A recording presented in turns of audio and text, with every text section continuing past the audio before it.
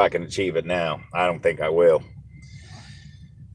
I titled the video George Floyd trial because as an ironic act. The trial is the Derek Chauvin trial. George Floyd is not on trial, but you wouldn't think so because the right-wing media is doing what they do best. Newsmax, Fox News, false news, or, the fascist rag that calls itself, who, by the way, whenever they get taken to court for misrepresentation and people say that, tell them the truth, and they say, hey, you're spreading false news, they right away they fall back onto their, oh, we're not a news organization, we're an entertainment, right? But they claim to be fair and balanced news, right? Which is a false statement. It's just nothing but a fascist rag. It's a fascist, racist, demagogue infested fascist rag. So the media on the right is focusing on, as usual, trying to demonize and throw mud on victims of police murder, black victims, black and Latino victims of police assassinations and summary executions. And in this case, they're giving it the right wing Republican treatment, standard procedure, talk shit about somebody who just got murdered while in custody, while unarmed, while handcuffed, face down, by a white police officer. The same, standard procedure. It's the same, circus from the right wing.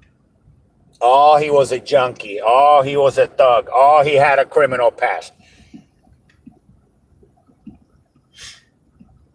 Oh, he died because he had high blood pressure. Never mind, he had a fully grown man stand on his neck for 9 minutes. I mean, what's it going to take, for these people to understand it?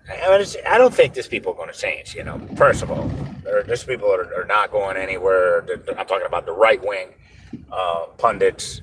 They're never, ever going to concede or change. Maybe somebody needs to stand on their neck for 9 minutes. Maybe on their parents' neck. Maybe on their children's neck. While their children are out getting high. Is that what it's going to take for these people to stop being horrendous human beings? I hope not. Because, you don't want to see anybody get treated like be submitted to that atrocity that a lot of black and Latino people of color get submitted to by historically by the law enforcement, and that's fucked up. I mean, we pay the salaries of law enforcement. They're supposed to serve us, not murder us, not empty a clip into our chest for looking for a license while we're sitting next to our girlfriend and her 4-year-old child, not get shot 7 times in the back, unarmed, simply for not listening to commands from a police officer after you try to break up a fight. It's just like they can't wait. And this back the blue crowd, they're like trying to say that they just, no, we're just back the blue as a support the police movement. No, it's not. Back to Blue is a spit on the face of the people who are protesting police brutality and police executions of people of color, unarmed people of color. Now, show me one instance where Back to Blue was even in existence before the videos of Black and Latino suspects being murdered by police, unarmed. Sometimes with their hands up, sometimes facing down, completely restrained.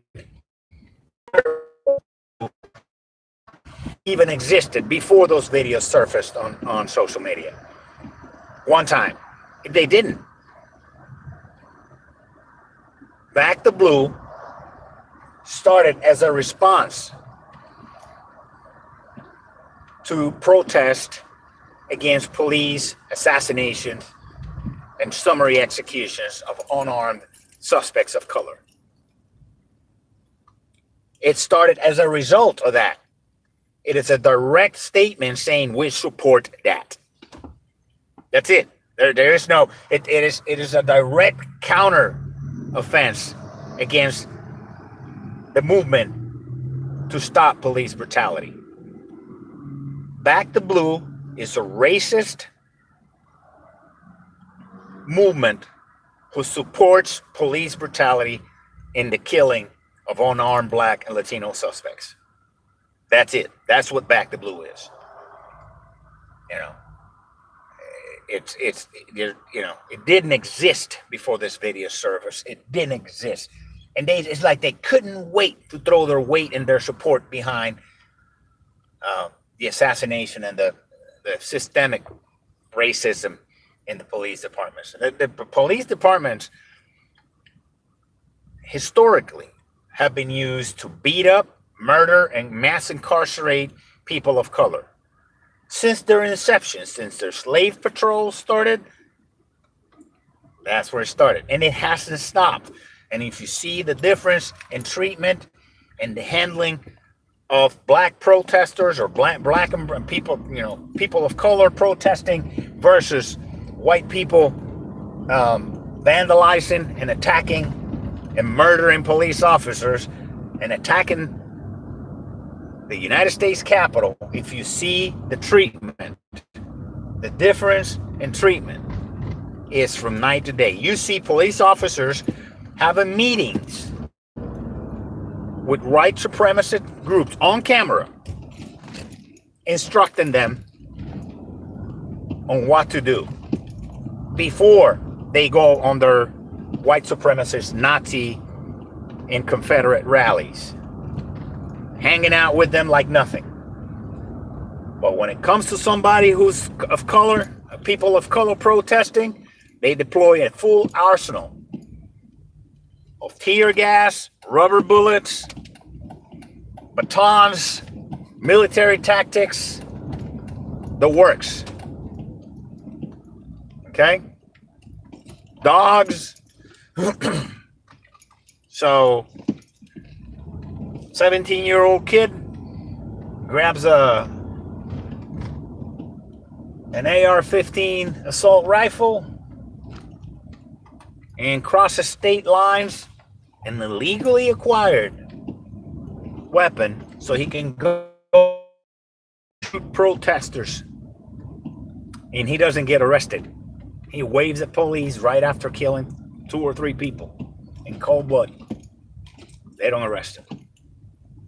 But now we're on trial, and you would think it's the trial of George Floyd, who gets murdered by a police officer who had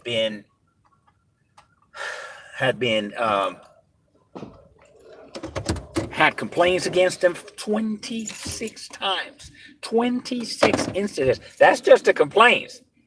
That's not because, we don't know how many times he did it without anybody complaining. That's just the ones that are on record of police brutality and police misconduct, Derek Chauvin. And they kept sending him back in. The same thing they do. Right? Always. They just transfer them. They're going to slap on the wrist and rehire them. And then, and then this is the people. The funny part is these are the people who are supporting the right wingers. They're anti-union, unless it's a fraternal police order who, constantly defend dirty cops and abusive and racist cops. It's horrendous. We need police accountability. We need, and it's not a few apples. It's way too many apples. We need a cleanup of the police departments in the United States, all of them, especially in the South. It would just surface a video of a police captain or one of the guys at the top, the chief, talking about in Georgia about how benevolent the treatment of slaves was. Well, we gave them the clothes on their back and fed them and gave them housing. Just like that, a police chief. What happens to him? They let him resign, take his full pension. Who knows how many cases this guy was involved in where he destroyed people of color's lives with his racism. As far as I'm concerned, they should overturn all the convictions where he was involved as an investigator or a commanding officer. Period. Give them all new trials. Oh, that's going to take too much. Well, it doesn't bother people when they destroy, the lives of people who look like me with this color and this complexion. Got no problem with that. So, this double standard has to end. The qualified immunity has to end. If I'm in a job and I fuck up and I murder somebody, I'm accountable for that. So, think about that. That we need big change. We need to clean the house. And to those who are still supporting, that's fine. That's your legacy. If you want to die a racist person, if you want to, do that. So that's your legacy. If you want to die a racist person or live the rest of your life as a racist person who supports police brutality, and this is exactly what you're doing with all your little back to blue and the little flags with the blue stripe. That's what you're doing. You're supporting police brutality. You're not supporting good police work. Yeah. I support good police work. I have a bunch of cops in my family. Old school, back in the day. I know what a real cop looks like. But these people that are still in the force, they need to be forced out. They need to be charged. They need to never be allowed to continue to work in police work. Okay? It's time to clean the house.